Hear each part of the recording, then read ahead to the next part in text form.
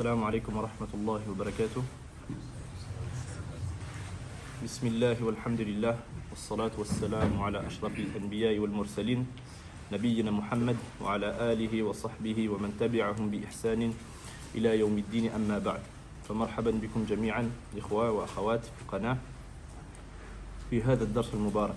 Bienvenue mes frères, mes sœurs dans le premier cours de ce livre intitulé Al-Lamiyya d'Ibn Taymiyyah.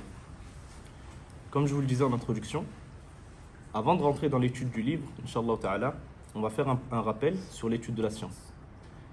Pourquoi on étudie la science? Et pourquoi ces assises de science, elles sont extrêmement importantes. Avant même de rentrer dans le sujet de la science, il faut se rendre compte, les frères, dans quel bienfait vous êtes.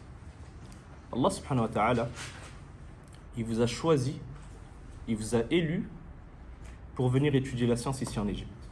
Et ça, c'est un fadl, c'est un mérite, c'est une grâce qu'Allah subhanahu wa ta'ala vous a accordée et que très peu arrivent à estimer. Dites-vous, mes frères, que beaucoup de gens, ils aimeraient être à votre place. Beaucoup de gens, ils sont en France dans les ténèbres, autour du shirk, du tabarruj, de la nudité. Et vous, vous êtes en Égypte, dans un pays musulman, dans un endroit où il y a des savants, où il y a des marakiz, il y a des instituts, il y a des écoles de Coran, il y a des écoles pour les enfants. Ça, c'est une ni'ma immense. C'est un immense bienfait. Et ce bienfait, le serviteur, il doit s'en rendre compte. Il doit se rendre compte de ce que c'est le fait qu'Allah subhanahu wa ta'ala, il nous ait choisis pour étudier la science. Et ce bienfait, on ne sait pas combien de temps il va durer. Et pour ceux qui sont là depuis quelques années, ils savent que l'Égypte, c'est un pays qui est instable. Dans le sens où nos situations, elles sont instables. Parfois, on pense qu'on va rester des années, et du jour au lendemain, on a un souci, on doit voyager. Et on quitte l'Égypte. On se dit, je reviendrai bientôt. Et on ne revient jamais. Pourquoi? Parce que il y a des choses dans la vie qui font que parfois, on n'a pas l'occasion de revenir. Aujourd'hui, vous êtes là. Allah subhanahu wa ta'ala, il vous a facilité votre présence ici. Il vous a facilité le voyage pour venir étudier la science, pour venir étudier la langue arabe. Ça, c'est un immense bienfait. Allah subhanahu wa ta'ala, il dit dans le Coran au prophète sallallahu alayhi wa sallam, wa rabbi zidni ilma. Il lui dit, Seigneur, augmente ma science. Et les savants, ils disent, c'est la seule chose qu'Allah subhanahu wa ta'ala, il a demandé au prophète sallallahu alayhi wa sallam de demander l'augmentation. Il ne lui a pas demandé d'augmenter ses enfants ou d'augmenter sa subsistance. Il lui a dit wa qur rabbi zidni ilma. Ô Seigneur, augmente ma science. Allah subhanahu wa ta'ala, il dit aussi yarfa'illahu alladhina amanu minkum walladhina utul ilma darajat. Allah élève ceux parmi vous qui croient. Yarfa'illahu alladhina amanu minkum walladhina utul ilma, et ceux à qui a été accordée la science, il les élève en degrés. Allah subhanahu wa ta'ala, il élève en degrés les gens de science. Il élève en degrés les étudiants en sciences. Les savants, ils ont dit, même l'étudiant en sciences, ils rentrent dans ce verset. Et vous, vous êtes des étudiants en sciences. Allah subhanahu wa ta'ala, il dit, قُلْ هَلْ يَسْتَوِي الَّذِينَ يَعْلَمُونَ وَالَّذِينَ لَا يَعْلَمُونَ. Dit, est-ce que sont égaux ceux qui savent et ceux qui ne savent pas? Et les mashayikh, ils disent toujours, est-ce que vous pensez que celui qui adore Allah Azza wa Jal avec science et qui fait exactement la même adoration que celui qui le fait sans science, ils ont la même récompense? Celui qui fait ses ablutions, taqlidan, en imitant son père ou sa mère ou la personne qui lui a appris à faire ses ablutions, est-ce que vous pensez qu'il a la même récompense que celui qui fait ses ablutions en ayant appris les obligations, les conditions, ce que ça implique, etc. Abadan. Ils n'ont pas la même récompense. Parce qu'ils ne sont pas égaux auprès d'Allah subhanahu wa ta'ala, ceux qui savent et ceux qui ne savent pas. Et le prophète sallallahu alayhi wa sallam, il dit dans un hadith, Man salaka tariqan yaltamisu fihi ilma, sahhalallahu lahu tariqan ila al-jannah. Celui qui emprunte un chemin par lequel il recherche la science, Allah Azza wa Jal, il lui facilite un chemin vers le paradis. Ça veut dire que l'étude de la science, c'est un chemin, voire le meilleur des chemins pour aller au paradis. Et les savants, ils disent, il n'y a pas une meilleure œuvre surérogatoire que l'étude de la science. Il n'y a pas une meilleure œuvre surérogatoire que l'étude de la science. Et le prophète sallallahu alayhi wa sallam, il dit aussi dans un autre hadith, Man yuridillahu bihi khayra yufaqihu fi din. celui à qui Allah il veut du bien, il lui fait comprendre la religion.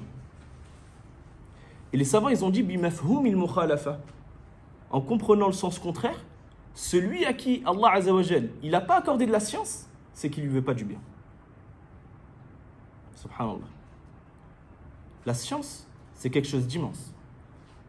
Les savants auprès d'Allah Azza wa Jal, ils ont une place, ils ont une place immense.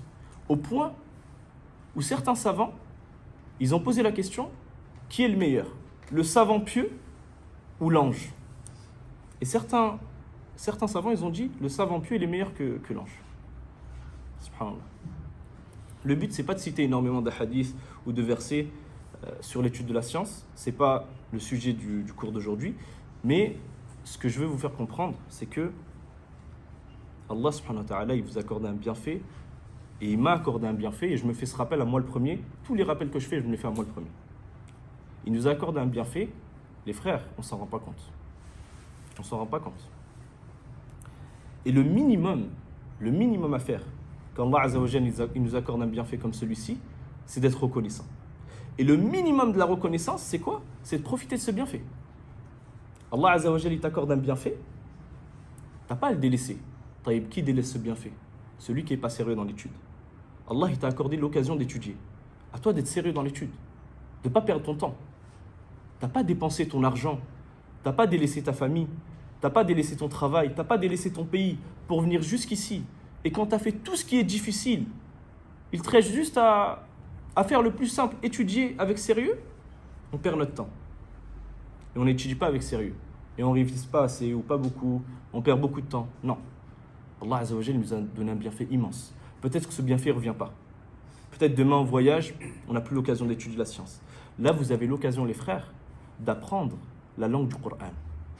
Vous avez l'occasion d'apprendre la meilleure des langues. La meilleure des langues qu'il y a eu sur terre.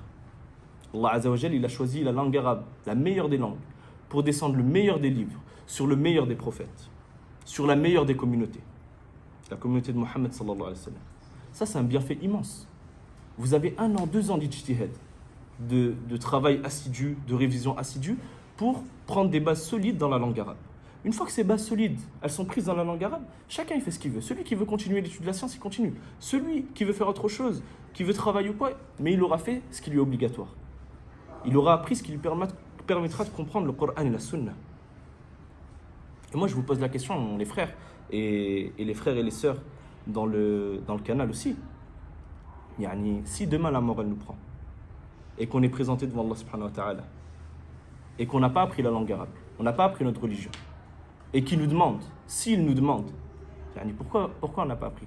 Comment ça se fait qu'on n'a pas compris une seule lettre du livre d'Allah subhanahu wa ta'ala? Qu'est-ce qu'on va répondre? Yani, quelle réponse on va donner? Quelle excuse on va trouver? On ne va pas trouver d'excuse. Et encore moins nous qui sommes ici en Égypte. Nous, on n'a vraiment aucune excuse.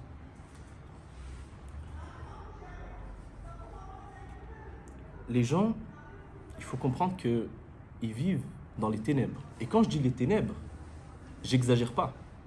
Bel uqassir yani, ils sont pires que dans les ténèbres. Ils sont pires que dans les ténèbres.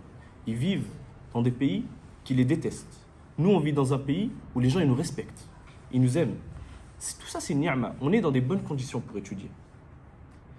Et ces gens-là qui sont dans les ténèbres, qui sont dans des pays qui détestent l'islam, et même en dehors de ces gens-là, ils ont besoin de da'wah.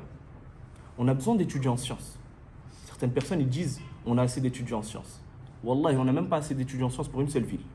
Si on réunissait tous les étudiants en sciences de la France, on les mettait juste dans une seule ville, ça ne suffirait pas. Et la dernière fois, j'entendais un cheikh qui disait, on n'a pas besoin d'étudiants en sciences et de savants dans chaque ville. Il a dit, on a besoin dans chaque quartier. Chaque quartier, on a besoin d'un groupe de savants. Et ces étudiants, c'est vous. Qui est-ce qui va devenir demain les prêcheurs de demain? C'est vous. Et c'est pour ça qu'on a besoin d'étudiants qui étudient avec sérieux, qui donnent leur vie à l'étude. Et Allah subhanahu wa ta'ala, il te le rendra fi l'akhira, dans l'au-delà. On a besoin d'étudiants sérieux. On a besoin d'étudiants assidus. Et ne laissez pas ce fadl, et ça je le répète à chaque cours et je vais continuer à le répéter, ne laissez pas ce mérite à quelqu'un d'autre. Ne laissez pas ce mérite à quelqu'un d'autre. N'attendez pas que ce soit les autres qui étudient. N'attendez pas que ce soit les autres qui font la da'wah. Mettez-vous cette attention. Soyez sincères envers Allah subhanahu wa ta'ala. Demandez-lui qu'il vous utilise dans le bien. qui vous accorde la sincérité. Et étudiez de manière sérieuse. Et Allah subhanahu wa ta'ala, il va vous accorder tout le bien. Et on découle de cela le sérieux dans ces cours-là, Inch'Allah. On n'a qu'un seul cours par semaine. On n'a mis qu'un cours pour pas que ce soit lourd pour vous, parce que je sais que beaucoup d'entre vous, vous êtes au Marquez, vous étudiez, vous avez du Coran, etc. On n'a mis qu'un seul cours par semaine. On va faire en sorte qu'il ne soit pas trop long. Je vais faire en sorte que le cours ne dépasse pas les 1 heure et on va prendre 20-30 minutes de révision avant chaque cours. Avant chaque cours, il y aura 20-30 minutes de révision. Cette révision, elle est obligatoire. Elle n'est pas surérogatoire, vous venez après la révision. Pourquoi je vous mets la révision avant le cours? Pour que ce soit sûr que vous révisez. Tout le monde révise. Si tu révises chez toi, c'est encore mieux. Si tu ne révises pas chez toi, Inch'Allah, tu vas réviser de force ici, bismillah. Pourquoi? Parce que les frères, si on ne révise pas, tout ce qu'on apprend, il n'y a rien qui va rester. Et c'est pour ça que beaucoup de gens, ils n'arrivent pas à ressentir le goût de la science. Ils n'arrivent pas à aimer la science. Pourquoi? Parce qu'ils font un livre entier, et quand ils ont fini le livre, ils ne maîtrisent rien. Comment tu vas aimer la science? Voilà, vous allez voir les frères. Et ça, c'est une promesse que je vous fais. Si vous êtes sérieux, si vous venez à tous les cours, et si vous venez à la révision chaque jour, vous allez voir à la fin du livre, vous allez sentir que vous avez pris de la science. Vous allez maîtriser des sujets. Et vous allez avoir envie d'encore plus étudier. Et ça, ça on l'a essayé avant vous. Ce n'est pas des paroles que je dis comme ça pour vous encourager. Ça, vous allez le voir de vous-même. Mais ça demande du sérieux. L'étude de la science, ça demande du sérieux. Donc, Inch'Allah ta'ala, il n'y a pas d'absence, si ce n'est pour une raison qui vous aurait fait rater le travail. Ça, c'est ma règle chez moi chaque fois. Je dis, si la raison de ton absence, elle t'aurait fait rater ton travail, la baisse, tu peux t'absenter. Si elle t'aurait pas fait rater ton travail, tu t'absentes pas. C'est pas tu me dis, oui, Marie, un frère m'a invité à manger, je le vois pas. Tu aurais raté le travail si un frère t'invite à manger? Si tu me dis non, khalas, vas-y. Si tu me dis non, tu viens au cours. Les cours, ça doit passer avant tout. Ça doit pas être quelque chose qu'on prend à la légère. Quand on est un étudiant en sciences, ça doit être la base. Notre base, c'est les cours. Ensuite, ce qu'il y a autour, ici, il reste du temps. On va au restaurant avec les frères, on profite. Mais la base, c'est les cours. Ça veut dire qu'on ne rate pas un cours pour une raison. Bien sûr, si vous avez une vraie raison, la base. Mais une raison futile, non. Inch'Allah ta'ala, il faut du sérieux, bismillah. Et pareil pour les retards. Essayez de ne pas être en retard. Comme ça, de une, vous ne ratez pas le début du cours. Et de deux, vous ne dérangez pas les frères quand vous rentrez pendant le cours, Inch'Allah ta'ala. J'avais noté quoi d'autre? Inch'Allah, il y aura des fiches de révision qui seront mises sur le groupe. Il y a un frère, bismillah, qui va résumer chaque cours. Ensuite, je vais relire les fiches et on les enverra sur le canal pour vous faciliter la révision, Inch'Allah ta'ala, pour ceux qui veulent un peu lire chez eux. Un PDF comme ça va prendre 5, 10, 15 minutes à lire maximum. Essayez de le lire une fois avant chaque cours. Vous lisez une fois le PDF et vous allez voir que chaque semaine, au bout de 3 mois, à la fin du mois, vous allez maîtriser le livre. Vous allez maîtriser le livre, Inch'Allah ta'ala. Et la dernière chose, c'est concernant les notes. Même si on va mettre à disposition bi'iznillah des fiches de révision, vous, il faut que vous preniez des notes. Pourquoi? De une, pour vous entraîner. L'étudiant en sciences, il prend toujours des notes. Celui qui n'a pas encore la langue arabe, il prend ses notes en français. Celui qui a un peu de langue arabe, il prend ce qu'il peut en arabe, ce qu'il peut en français. Inch'Allah ta'ala. Le but, c'est surtout de vous entraîner. C'est surtout de vous entraîner. Et pour celui qui sait écrire en arabe, ou même celui qui écrit en français, on va dire à la rigueur, je vous conseille de prendre vos notes sur votre livre directement. Et c'est pour ça que je vous ai demandé de prendre un livre avec une explication, avec un sharh. Pourquoi? Parce que moi, personnellement, j'aime pas trop prendre mes notes sur des cahiers. Pourquoi j'aime pas trop prendre mes notes sur des cahiers?